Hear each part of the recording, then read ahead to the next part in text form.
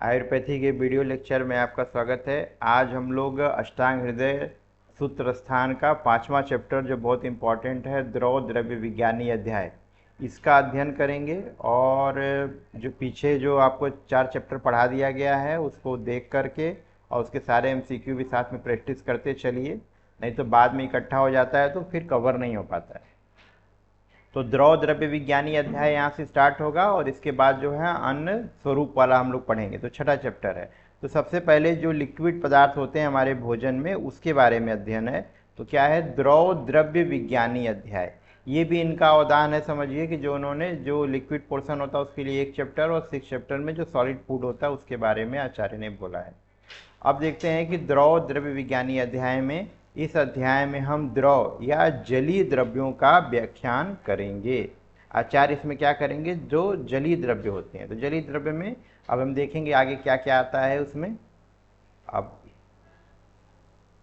ठीक है, स्टार्ट होगा हम लोग का। सबसे पहले यहाँ का कॉन्सेप्ट दिया हुआ है गांग जल, यानी जो पीने का जल होता है उसको यहाँ पे गंगा का जल या गांग जल कहते हैं, उसको आप ध्यान रखिएगा। इसको किस वर्ग के अंतर्गत आता है? सबसे पहले जो वर्ग है वो क्या है? तोय वर्ग है। कौन सा वर्ग है?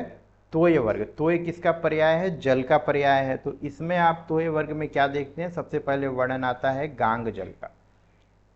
गांग जल का जो इन्होंने स्वरूप दिया है उसको देखिए। जीवनम तर्पणम हृदयम हृलादि बुद्धि प्रबोधनम तन्व अव्यक्त रसम मृष्टम शीतम लघो अमृतपम गंग आंबु नवसो भ्रष्टम स्पृष्टम त्वक इंदु मारुते हिताहिते त्वं भूत दयो देश काल अपेक्षते। तो गांग जल यहाँ किसको बोला गया है? जो आकाश से गिरा हुआ जल होता है उसको हम लोग गांग जल बोलते हैं या गंगा का जल बोलते हैं। ठीक, वो कैसा होता है? जीवन देने वाला होता है। यानी जीवन देने वाला का मतलब क्या हो गया? यह जीवित करने वाला हो गया। जीवनम तर्पणम, तर्पणम का मतलब क्या हुआ? जो हमें तर्पित रखता है, तृप्तिकारक होता है। हृदय का क्या मतलब हुआ? जो हृदय के लिए हितकर होता है। हृलादि, हृलादि का मतलब क्या होता है? आह्लादन, जो उसको बोलते हैं आनंददायक जो होता है। और बुद्धि प्रबोधनम, बुद्धि को बढ़ाने वाला होता है। फिर आगे लिखा है इन्होंने तन व अव्यक्त रसम, यानी जो तनु होता है पतला होता है। अव्यक्त रस, अव्यक्त रस का मतलब क्या होगा? कोई टेस्ट इसका नहीं होगा, खट्टा मीठा ऐसा, या फिर मधुर अम्ल लवण, ऐसा कोई इसका रस नहीं होता। कैसा होता है? अव्यक्त रस होता है। मृष्टम, मृष्टम मतलब ये मृदु या हल्का होता है। शीतम, शीतम होगा, शीतल होगा। लघु अमृतोपमम, लघु है और अमृत के समान है। कैसा है? अमृत के समान। इसकी उपमा कैसी गई है? अमृतोपमम। फिर आगे क्या लिखा है? जो जल आकाश से गिर रहा है उसके बारे में ये लक्षण हो गया। अब वो जमीन पे जब आ जाता है तो क्या होता है? उसके बाद इन्होंने देखो क्या लिखा है। गांग अंबु नभसो भृष्टम स्पृष्टम त्वक इंदु मारुते। तो जब आकाश से यह जल गिरता है तो सूर्य, चंद्रमा और वायु के संपर्क से या स्पर्श से देश और काल के प्रभाव से हिताहितम, देश और काल के प्रभाव से क्या होता है? देश काल अपेक्षित, यानी जैसे अगर गंदे पानी में गिरेगा तो गंदा ही हो जाएगा, साफ पानी में गिरेगा तो साफ ही रहेगा। तो ऐसा रहेगा। क्या होता है? यह हितकर भी हो सकता है और अहितकर भी हो सकता है। यानी जैसा जैसा देश काल का इस पर प्रभाव पड़ेगा वैसा ही हितकर अहितकर हो सकता है। तो कहने का मतलब ये है कि बेसिक चीज़ ये दिया हुआ है कि यह जो गंगा का जल है वह जो है, जो आकाश से गिरता है वह जीवनम होता है, तर्पण करने वाला होता है, हृदय होता है, आह्लादन करता है, बुद्धि प्रबोधन करता है, तन अव्यक्त रसम रहता है। ठीक, और मृष्ट स्वाद मतलब अच्छे स्वाद वाला होता है, मीठा होता है, शीतल होता है, लघु होता है और अमृत के समान होता है। ये सामान्य गुण हो गए। अब उन्होंने बोला कि सूर्य, सूर्य, इन चंद्र और वायु, यानी त्वक, देखिए स्पृष्टम, त्वक, अर्क, इंदु मारुति। अर्क मतलब सूर्य, इंदु मतलब चंद्रमा और मारुत मतलब वायु, इन तीनों के संपर्क से और जिस देश और काल में जाएगा वहाँ पे प्रभाव से हितकर भी हो सकता है, अहितकर भी हो सकता है।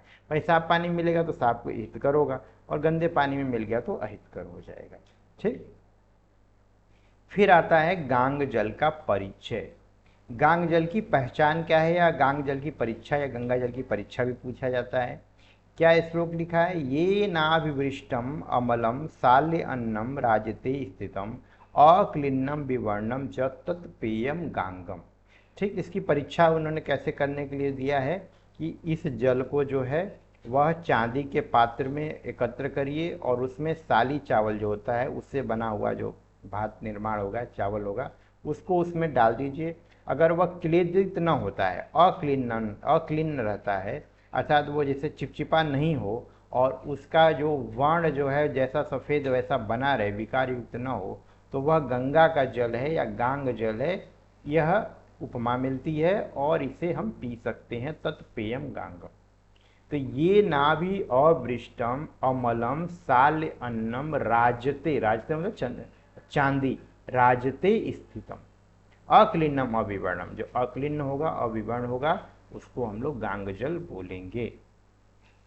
समुद्र जल का क्या पहचान होगा, सामुद्रम तत् तन्न पातव्यम, सामुद्रम तन्न पातव्यम मासा अश्व युजा द्विना। तो जो गांग जल के विपरीत होगा वह समुद्र जल कहलाएगा। यानी अगर रजत स्थित साली चावल हम लेंगे और उसमें विवर्णता आ जाए और वह क्लिन्नित हो जाए, क्लेदित हो जाए, क्लिन्न हो जाए, तो उसको हम लोग बोलेंगे समुद्र जल। और यह समुद्र जल पीने योग्य नहीं होता, लेकिन अश्वन मास में, याद रखिएगा, समुद्र जल भी पीने योग्य हो जाता है। कब, अश्वनी मास, अश्वनी मास में यह जल पीने योग्य हो जाता है। मासाद अश्व युजाद विना, मतलब यूज, मतलब उसको यूज करने लायक या यूजित किया जा सकता है, उसको ग्रहण किया जा सकता है। ठीक, तो एक कॉन्सेप्ट आपको मिल गया गांग जल का और समुद्र जल का, ये दो वर्ग में सबसे पहले वर्णन दिया हुआ है। ठीक, अब आगे चलिए। अब आगे आता है पानीय जल। पानी जल या इंद्र जल जिसको बोलते हैं। इंद्र अम्बुसु पात्रम स्थितम विपन्नम सदा पिबेतः तद्भावे च भूमिष्टम आंतरिक्षा अनुकार्यतः शुचिपथ्य अशितम श्वेते देशे अर्क पवनाहतम।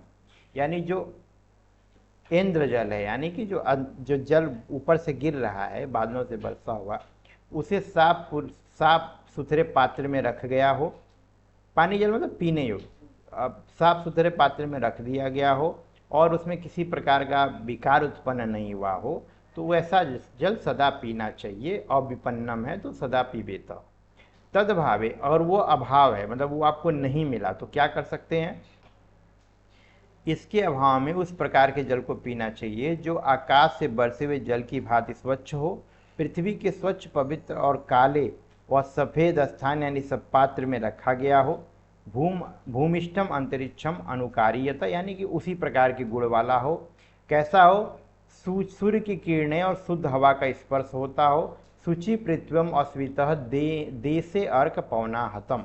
ठीक, यानी कि ओपन जो वाटर है आपका, एक तरीके से जो तालाब और झील का जल है उसको आप पी सकते हैं, ऐसा उन्होंने बोला है। तो प्रथम तो यही बोल रहे हैं कि आप जो है गांग जल पीजिए। दूसरे नंबर पे बोल रहे हैं कि इंद्रजल पी सकते हैं। इंद्रजल जो हो गया, जो आप बारिश होगी उसको एकत्र करके रख लेंगे, उसको पीजिए। और अगर वो भी उपलब्ध नहीं है तो ऐसे जल को पीजिए जहाँ पे सूर्य की प्रकाश जाती हो और हवा जाती हो, यानी उसका ऑक्सीडेशन लेवल जो है वो बढ़ा रहे, ऑक्सीजन की उसमें अंदर अच्छा से रहे।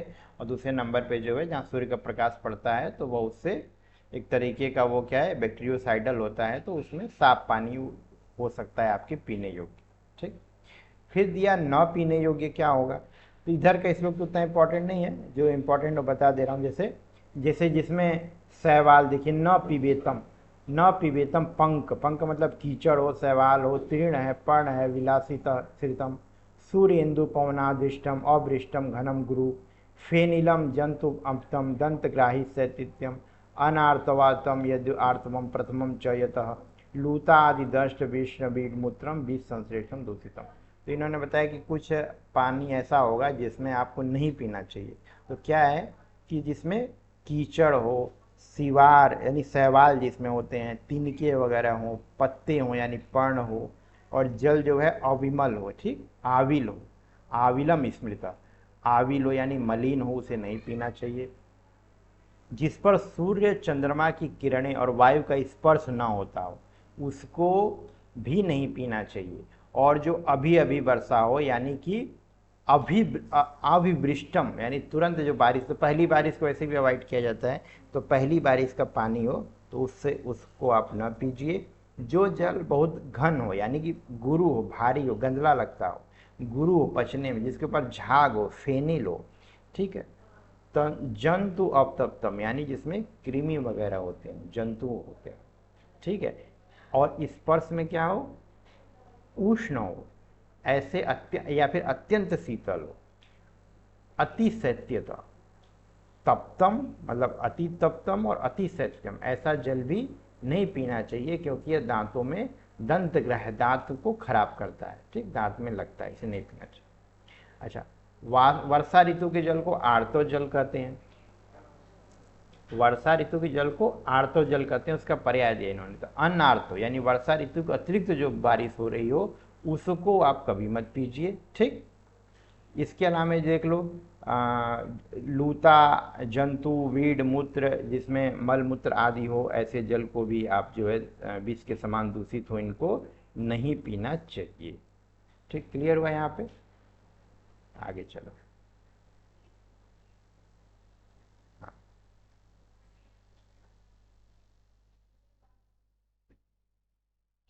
अब आगे देखिए, एक 8 प्रकार का जल दिया हुआ है, ये याद कर लीजिएगा, अच्छा रहेगा।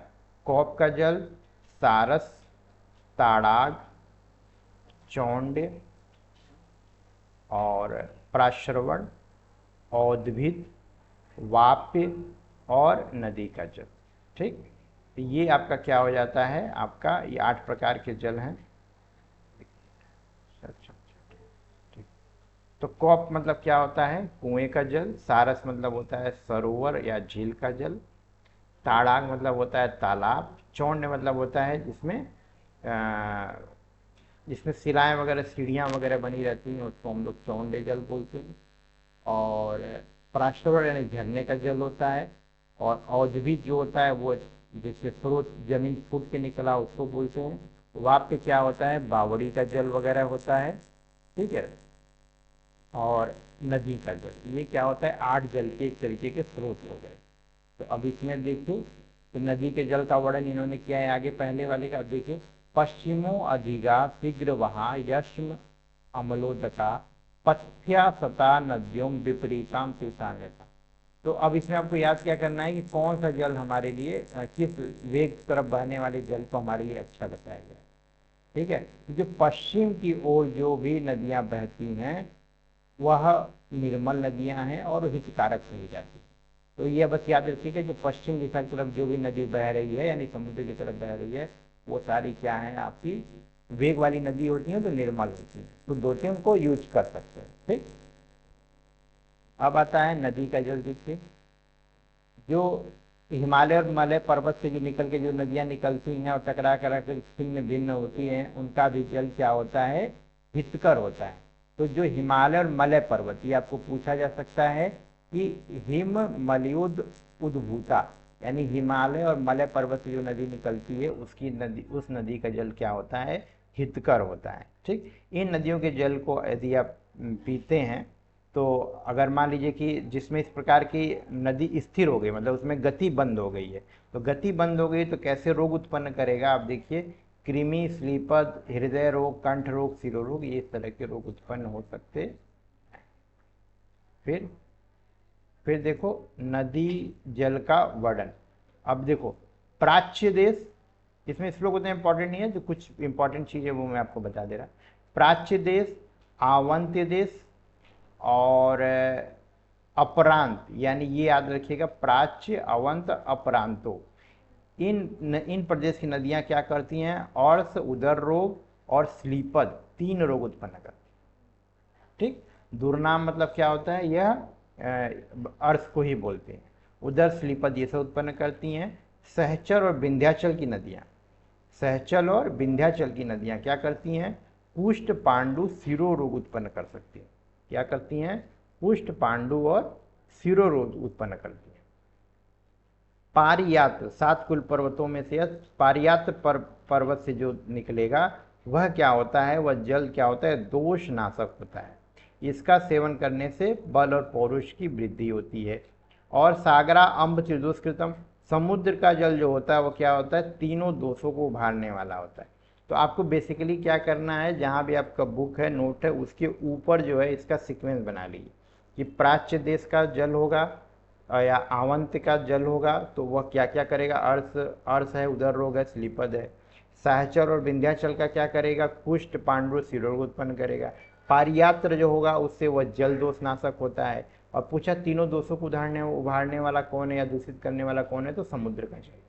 तो ये ऊपर जो है, जो आपको फुट नोट होता है उसमें आप इसमें लिख सकते हैं, हेड नोट या फुट नोट। ठीक, अब आगे चलिए।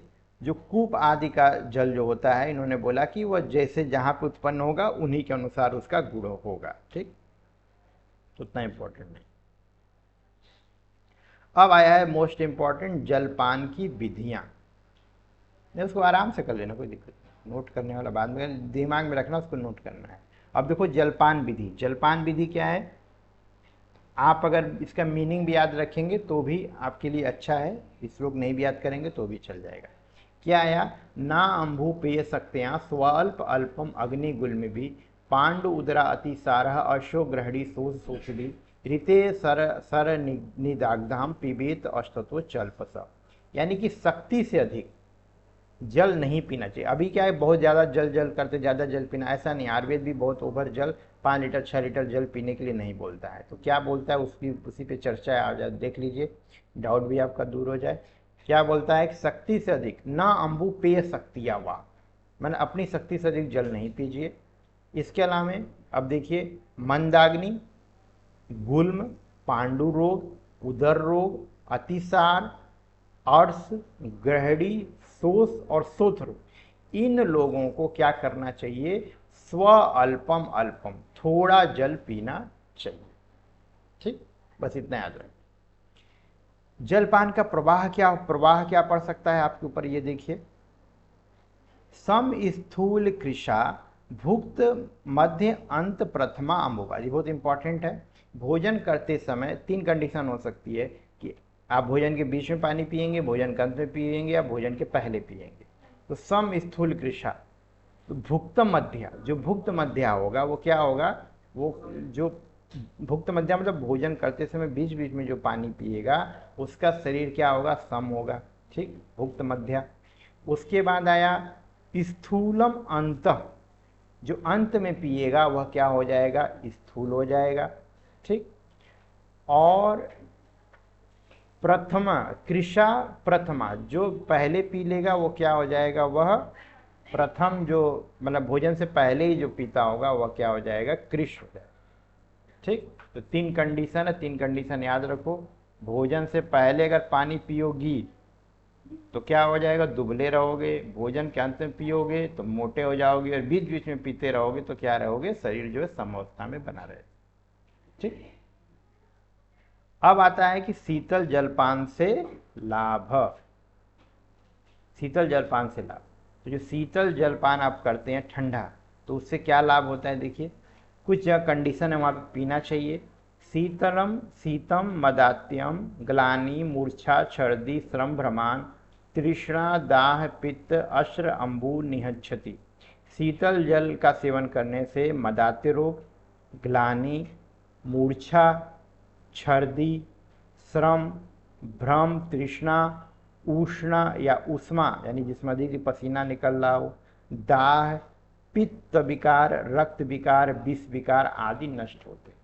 तो जनरली आप याद रखिएगा, मदात्य पूछा हुआ है, शीतल जलपान, भाई मदात्य में आप शीतल जलपान करिए। और मूर्छा, छर्दी, श्रम, भ्रम, तृष्णा, उसी समय क्या है कि पित्तज विकार, रक्तज विकार, जो वहाँ पे क्या है, आपको ठंडे जल का सेवन करना चाहिए। अच्छा, किस कंडीशन में क्या है, उष्ण जल का सेवन करना चाहिए। जब आपको अग्निदीप्त करनी है, दीपनम पाचनम कंठ्यम लघु उष्णम बस्ती विशोधनम, ये एक लाइन याद कर लीजिए, कई बार का पूछा हुआ है।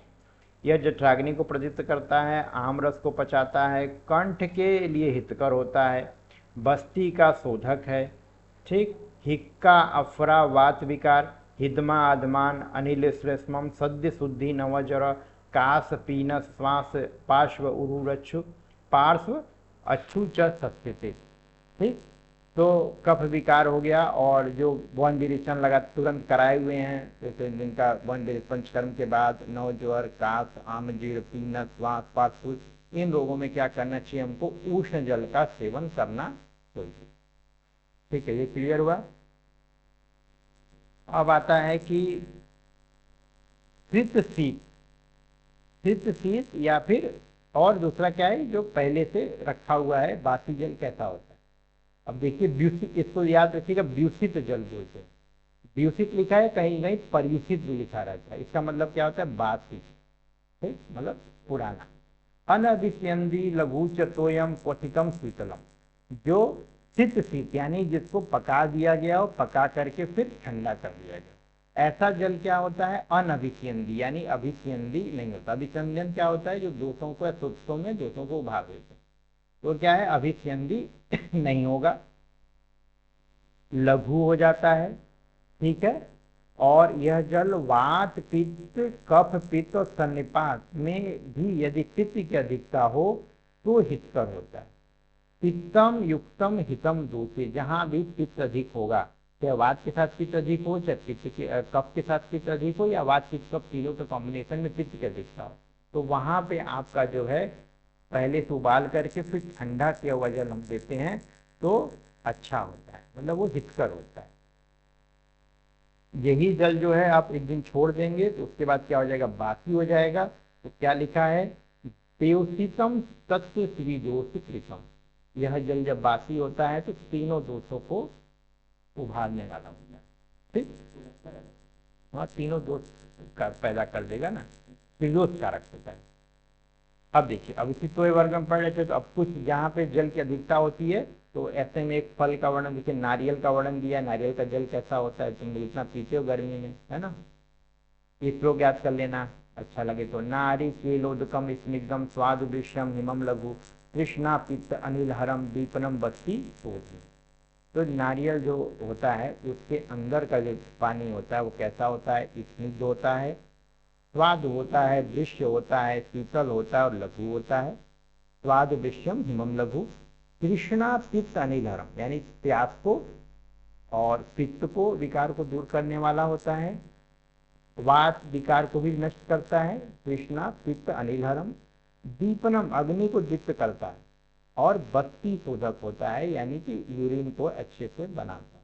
ठीक, तो ये याद कर लीजिएगा, इंपॉर्टेंट है, अच्छा है इसलिए। फिर आता है उत्तम और अधम जल। तो वर्षासु दिव्य ओदये परम तोये बराबरे, बराबर बराबर मतलब उत्तम हीन वाली बात। तो वर्षा ऋतु का जो जल होता है वो उत्तम होता है, और नदी का जल जो होता है वो पीने योग्य नहीं होता। ये मोटा मोटा कंक्लूजन इन्होंने दिया है। तो वर्षा का जल जो गिरेगा उसको आप तुरंत एकत्र करेंगे तो सबसे शुद्ध जल माना गया है, और नदी का जल जो बोला है वो बोला है कि आपका पीने योग्य नहीं है, क्योंकि उसमें क्या है कि अगर नदी के थोड़ा सा भी नदी ज्यादा, जैसे बरसात वगैरह में देखते हो ना, वर्षा ऋतु की बात होगी, तो उसमें क्या होता है कि नदियों में क्या होता है, बाढ़ आ जाएगा और नीचे का जो सिल्ट होता है वो ऊपर आ जाता है, वैसे में वो नदी पीने योग्य नहीं है। ये आपका तो ये वर्ग हो गया। अब अगला वर्ग देखिए क्या है, क्षीर वर्ग। क्षीर वर्ग मतलब, क्षीर मतलब होता है दूध। तो दूध क्या होता है, दूध के गुण क्या होते हैं ये बताते हैं क्षीर का। तो सबसे पहले देखिए सामान्य दूध का गुण, स्वाद पाक रसम स्निग्ध ओजस्य धातु वर्धनम वात पित्त हरम विषयम श्लेष्मलम गुरु शीतलम।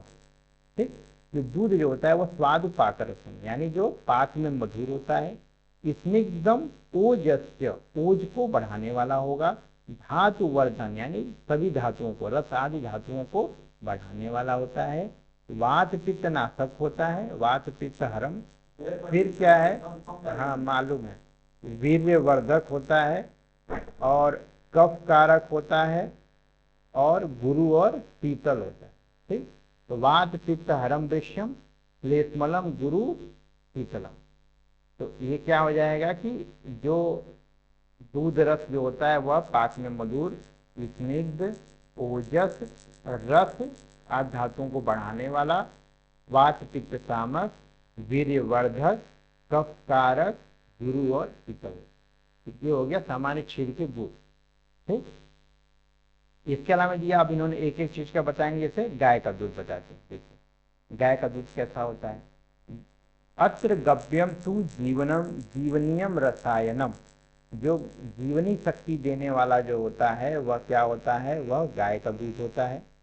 छत्र में हितकारी होता है, मेध्य होता है, बल्य होता है, स्तन्य करम शरम, स्तन्य करम शरम, ये दूध बनाने में भी हेल्प करने वाला होता है। ठीक है, दुग्धवर्धक है। क्रम भ्रम मद अलक्ष्मी श्वास काश अति तिरछुदम जीर्ण ज्वर मूत्रकृच्छम रक्त पित्तम चनाते।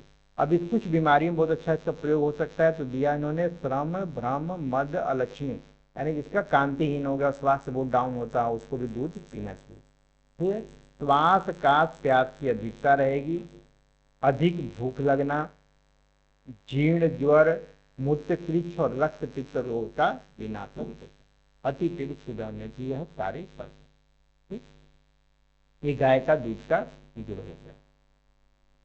फिर आता है भैंस के दूध का गुण। देखिए, हितम अत्यंत निद्रिभ्यम, याद रखिएगा, बहुत अधिक या क्या होता है, नींद की उत्पत्ति करने वाला, अति निद्रा, जिसे नींद ना आती उसके लिए हितकर होता है। और गरियो माहितम हिमन, गाय के दूध से अधिक गुरु और शीतल होता है। ठीक, क्लियर हुआ। अति निद्रा को लाने वाला, यानी जिसको नींद ना आती उसको हम लोग गाय का भैंस का दूध बोलते हैं पीने के लिए। ठीक है, गाय का दूध एक्चुअली क्या होता है, लघु होता है, भैंस का दूध जो होता है गुरु होता है, मतलब गाय के दूध से ज्यादा गुरु होता है।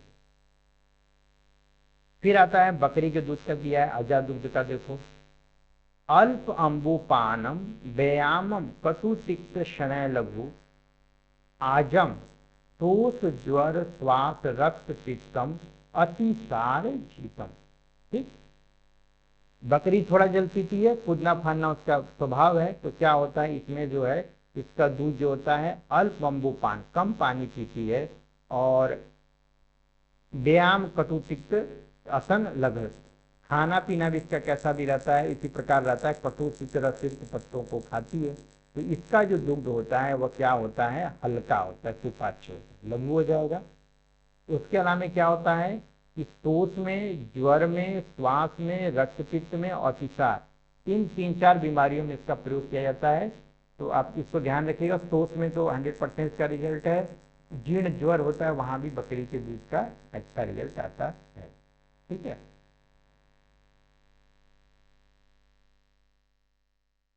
अब आगे देखिए, इसमें इन्होंने लिखा है, काशी के एक निवासी थे, पुराने समय की बात है, पंडित शिव विनायक मिश्रा जी, जिनको टीबी हो गया था। तो उन्होंने क्या किया कि अपना बकरी के साथ ही अपना जीवन जो है बिताने का प्रयास किया। उससे क्या हुआ कि वह रोग मुक्त हो गए थे। तब तो उनको बकरिया वैद्य की उपाधि मिली थी, शिव विनायक मिश्रा वैद्य। ठीक है, क्यों, क्योंकि चक्रदत्त में एक योग दिया हुआ है, छागम मांसम पय छागम छागम सर्पी सर्करम छागोपयासयनम छागम मध्यम तु यशमी। यानी कि जो व्यक्ति बकरी के मांस खाता, बकरी का दूध पीता, बकरी का घी पीता, बकरियों के बीच में भी रहता है, वो क्या होता है, धीरे धीरे राजक्षमा रोग से ठीक हो जाता है। तब एटीटी नहीं था, एंटीटीटोरल ट्रीटमेंट नहीं होते थे, तो इसी तरह के प्रयोग होते थे, इसका रिजल्ट आता है। ठीक है, खैर ये आपके अष्टांग हृदय का पार्ट नहीं है, हम इससे ज्यादा वो नहीं कर रहे हैं। अब आगे देखिए, उटनी के दूध का कैसा होगा, ईसद रुच्छ, थोड़ा सा रुच्छ होता है, उष्णम लवण तो उष्णकम, उष्ण होगा, लवण रसित होगा, दीपन होगा और लघु होगा। ठीक, यह क्या करता है, सस्तम, यानी कहाँ प्रयोग कर सकते हैं, वात विकार, कफ विकार, वात कफानाह कृमि तोष उदर अर्शताम। तो अनाह में, कृमि में और अर्थ रोग में, तोष रोग में हम इसका प्रयोग कर सकते हैं। ठीक है, अब ये मानसी के दूध का भी, यानी मनुष्य के दूध का भी, नारी के दूध का भी वर्णन दिया हुआ है इन्होंने कि उसको कहाँ प्रयोग कर सकते हैं। तो याद कर लीजिए, कभी पूछा जा सकता है। मानुषम वात पित्त अस्त्रिक अभिघातम अच्छी रोगाजितम तर्पणम अश्योतनम नश्येच। यानी कि स्त्री का दुग्ध जो है वात पित्त रक्त अभिघात और नित्य संबंधी रोगों में तर्पण आस्योतन और नक्ष के रूप में प्रयोग करने को आयुर्वेद में बताया। ठीक, अब आता है भेड़ी का दूध। अविदुग्ध कैसा होगा? अहृदयम तूष्ण अविकम, यानी हृदय को अप्रिय होता है और अहितकर होता है। ठीक, उष्ण होता है, वात व्याधि नाशक है, ये कैरेक्टर है। हिचकी श्वास और पित्त कफ को उभारने वाला है। तो खाली एक ही बेनिफिट दिख रहा है कि वात व्याधि है, बाकी सब जगह क्या है कि बाकी नुकसान कर रहा है। तो वात व्याधि में इससे मालिश कर सकते हैं या फिर पान भी कर सकते हैं। हथिनी का दूध ये स्थैर्यकृतम, हाथी जैसा होगा। जैसे बकरी को बताया तो लघु देने वाला है, क्योंकि उसका जो टेम्परामेंट पूरा और दिनचर्या जो लघुता लाने वाली है। और हथिनी का क्या है, उन्होंने बोला कि यह स्थिरता करता है। हथिनी का दूध जो पिएगा वह उसका वजन बढ़ता जाएगा और कार्य अनुरूप कार्यों के चरितार्थ करते हुए वजन बढ़ जाएगा। ठीक है, चिकित्सा में लिख लो हथिनी का दूध व्यवस्था करो। फिर आता है एक सफ दूध का गुड़। एक सफ क्या होते हैं? जो एक खुर वाले होते हैं। अब इन्होंने कंपाइल किया है सबको एक साथ। तो एक खुर वाला जैसे घोड़ी हो गया, गधी हो गया, इनका दूध कैसा होगा? उष्ण होगा, लघु होगा। ठीक, और शाखाओं के दोषों का, वात दोष का नाश करता है। शाखा वात हरम, ये पूछा हुआ क्वेश्चन है, याद कर लेना। स अम्ल लवणम जड़ता करणम, और कुछ खट्टा होता है, अम्लीय होता है, मतलब लवण रस होगा, अम्ल रस का होगा, और जड़ता कारणने वाला। ठीक, तो इसलिए इसको हमको नहीं यूज करना चाहिए। ठीक, आगे देखो, आम स्थित दूध। आम स्थित दूध, दो तरह का दूध हो सकता है, गर्म किया हुआ और कच्चा कच्चा। तो जो पयो अभिषितम दुर्वामम युक्ति स्थितो अमो अन्यथा। अब इसमें क्या दिया हुआ है? यदि कच्चा दूध हम लेते हैं तो कच्चा दूध क्या होता है? अभिषेंदी होता है और गुरु होता है, पाक में भारी होगा। और जो इसके विपरीत होगा वह क्या हो जाएगा? पकाया हुआ होगा। तो यानी ये दूध को अगर उबाल देंगे तो उसका अभिषेंदी नहीं होगा, वो लघु हो जाएगा और पचने में क्या हो जाएगा? आसान हो जाएगा। ठीक, और डायरेक्ट कच्चा अगर यूज करेंगे तो अभिषेंदी होगा, गुरु होगा और पाक में भारी होगा। पयो अभिषेंदी गुरुवामा। स्थित मतलब क्या होता है? पकाना। स्थितो मतो अन्यथा, अन्यथा मतलब उसके विपरीत। धारोष्ण दूध का कॉन्सेप्ट आता है, ये भी याद कर लीजिएगा, इसका श्लोक अंडरलाइन कर लो, इंपॉर्टेंट। धारोष्ण क्या होता है कि भवेद गरियो अतिथितम धारोष अमृतोपम। जो अधिक पकाया हुआ दूध होगा वो क्या हो जाएगा? गुरुता प्राप्त करेगा। ठीक, भवेद गरियो। और धारोष्ण, धारोष्ण मतलब जो तुरंत निकाला गया दूध हो, एकदम बिल्कुल गरम गरम जो स्तन से निकल रहा हो, वो क्या होगा? अमृत के समान। उसको रखने से वो अभिसंधि हो जाता है, तुरंत आप यूज करते हैं तभी वो अमृत के समान है। ठीक, अब देखो, जैसे मनुष्य की संतान ने एग्जाम्पल दिया, गाय भैंस सभी जो माता का दूध पान करते हैं वो धारोष्ण दूध ही पीते हैं, स्तन से डायरेक्ट निकलता है उसी को पी लेते हैं। ठीक है, लेकिन उसको आप निकाल के रख देंगे गाय का दूध, धारोष्ण तो रहा नहीं, फिर वो आपको गर्म करके ही पीना। तो दूध तक हम लोग यहाँ तक कंप्लीट कर लेते हैं, फिर इसके आगे दही का वर्णन हम जो है, दही का वर्णन इसके नेक्स्ट लेक्चर में करें।